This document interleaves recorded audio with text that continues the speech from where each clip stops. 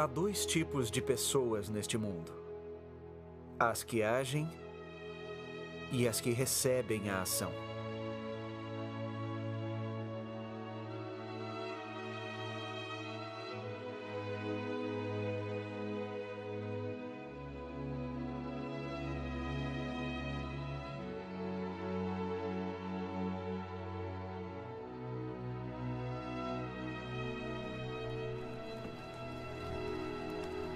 Meu pai, John Rowe Moyle, um lapidador, era uma pessoa que sempre agia. Ele e minha mãe, Philippa, se converteram por meio de um cartaz escrito por um inimigo da igreja. Ao lê-lo, meu pai ficou tão curioso que decidiu investigar mais sobre o assunto. Mas tenha certeza que tais acusações são falsas. Eu presto testemunho de que Eles Deus... aceitaram o batismo naquela mesma noite que foram ensinados sobre o Evangelho. No dia 11 de abril de 1856, a família partiu de Plymouth, Inglaterra, ao aceitarem o chamado para estabelecer Sião. Ao chegarem em Boston, viajaram de trem até a cidade de Iowa, onde meu pai esperava comprar um carroção para cruzar as planícies até Salt Lake. Porém, não havia mais carroções, então foi-lhes apresentada uma nova maneira de prosseguir a viagem.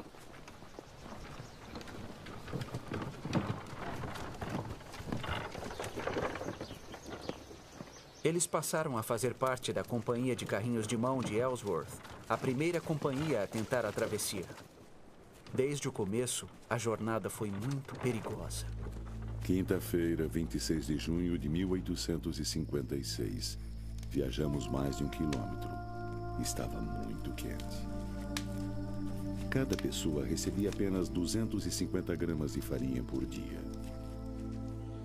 Com tamanha fome, a morte logo passou a fazer parte da jornada. Os mais jovens e frágeis foram os primeiros a perecer. –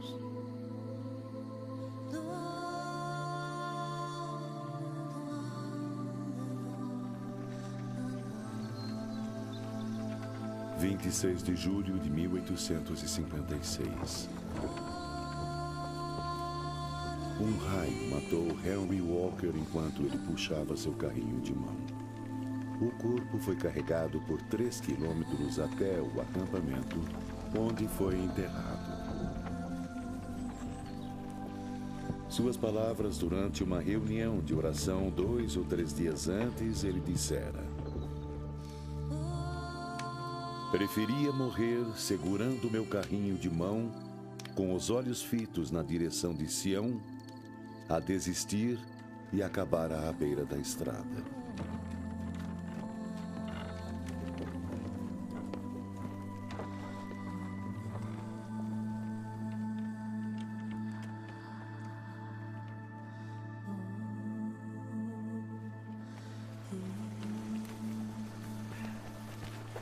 Meu pai foi uma grande força para todos da companhia. Stefan, vai ajudar os outros!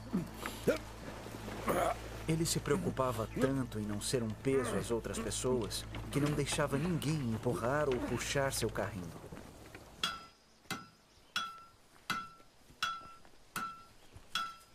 No dia 26 de setembro de 1856, finalmente chegaram ao Vale do Lago Salgado. Todos que viam o estado desolado da companhia logo percebiam que a jornada havia sido realmente perigosa.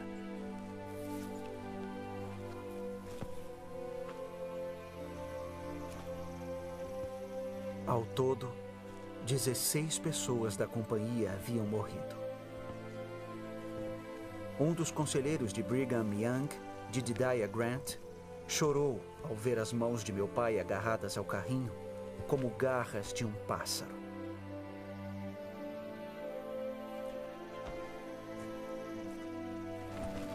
O Fundo Perpétuo de Imigração ajudou a mim, James Moyle, a chegar antes ao Vale do Lago Salgado. Meu pai ensinara-me a lapidar e eu havia trabalhado e guardado dinheiro para trazer minha família para a América.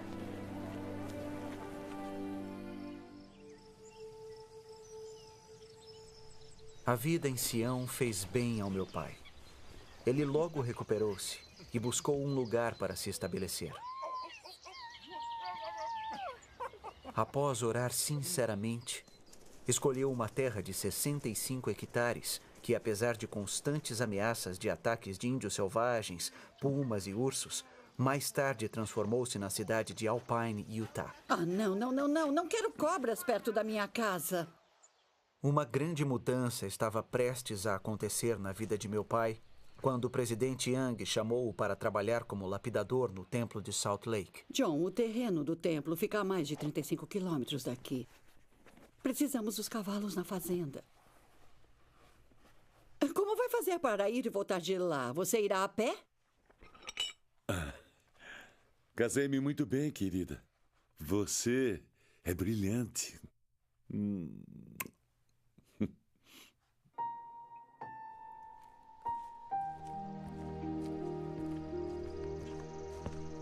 Ele sempre soube que o Senhor providencia meios pelos quais suas ordens podem ser cumpridas. Meu pai não era do tipo que dava desculpas.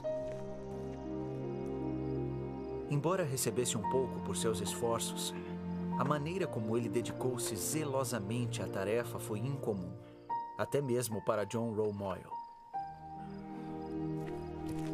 Às segundas-feiras, ele levantava-se às 2 horas da manhã para conseguir chegar ao terreno do templo por volta das 8, junto com os outros trabalhadores.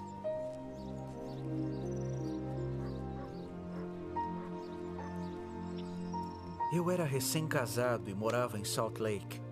Meu pai ficava conosco durante a semana e depois iniciava a jornada de volta para sua casa ao terminar o trabalho na sexta-feira à noite.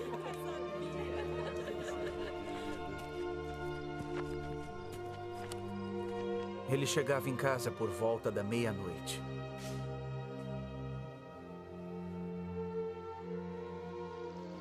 Sábado era o único dia que lhe sobrava para fazer todas as tarefas necessárias a fim de manter a fazenda de 65 hectares.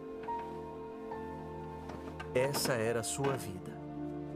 Semana após semana, mês após mês, ano após ano. Por quase 20 anos.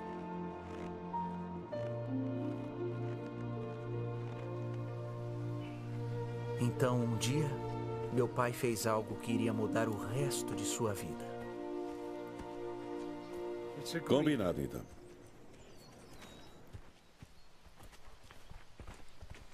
O nome dela era Velha Lindy e tinha vindo de um rebanho da ilha Antílope. Foi a primeira vaca que nossa família conseguiu comprar. Uma vaca que acabou ficando mais cara do que qualquer pessoa poderia imaginar. Meu pai estava trabalhando na linda escadaria circular do templo e voltou para casa mais cedo, a fim de ajudar a família nas tarefas domésticas.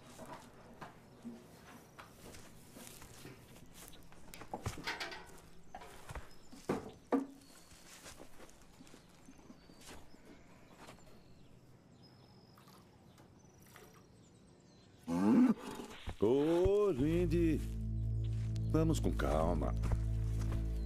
Talvez meu pai estivesse impaciente com ela. Ou talvez ela estivesse apenas de mau humor.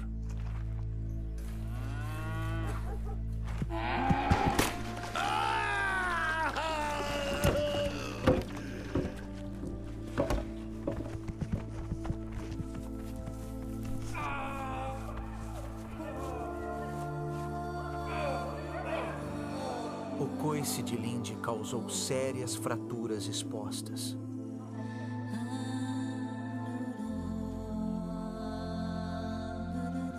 A única opção era a amputação.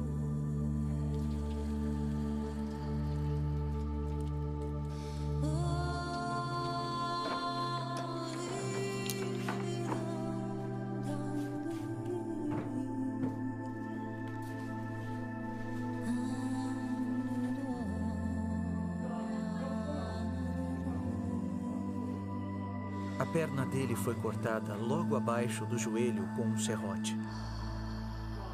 Mas embora a amputação tenha sido horrível, o maior medo ainda era o de uma infecção.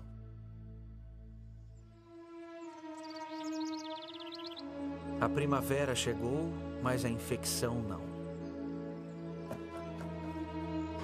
Quando a perna começou a melhorar, meu pai pegou um pedaço de madeira e fez uma perna que tinha um engenhoso tornozelo articulável.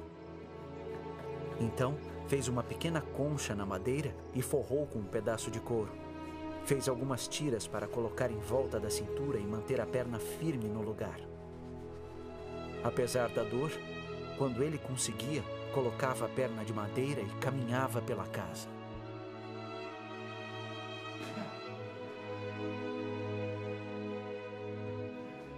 Com o passar do tempo, conseguiu dar uma volta pelo jardim e, por fim, pela fazenda inteira.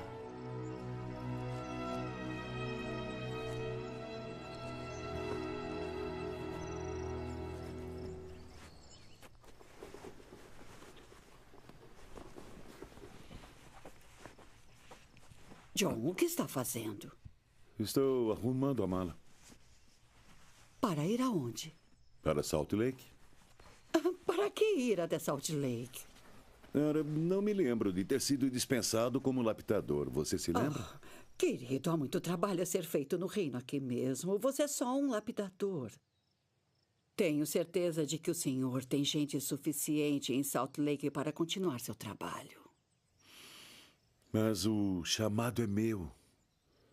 Raramente os chamados são convenientes, não é mesmo?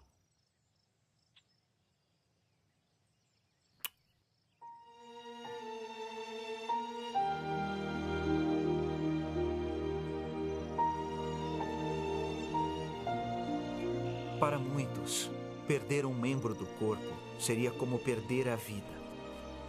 Mas não para John Romoyle. Para ele, enquanto conseguisse respirar, enfrentaria os obstáculos à sua frente.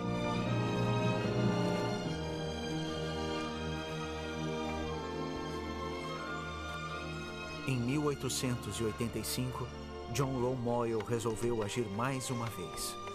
Ele foi mancando pelos 35 quilômetros até o templo de Salt Lake e, com 77 anos de idade, subiu em um andaime de 30 metros de altura para continuar seu trabalho como lapidador do templo. Há dois tipos de pessoas na Terra. Observei meu pai por muitos anos. Ele era do tipo que agia.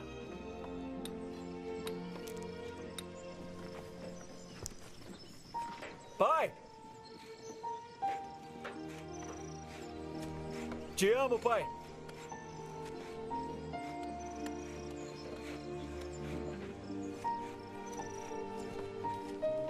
John Romoyle não chegou a ver o templo terminado.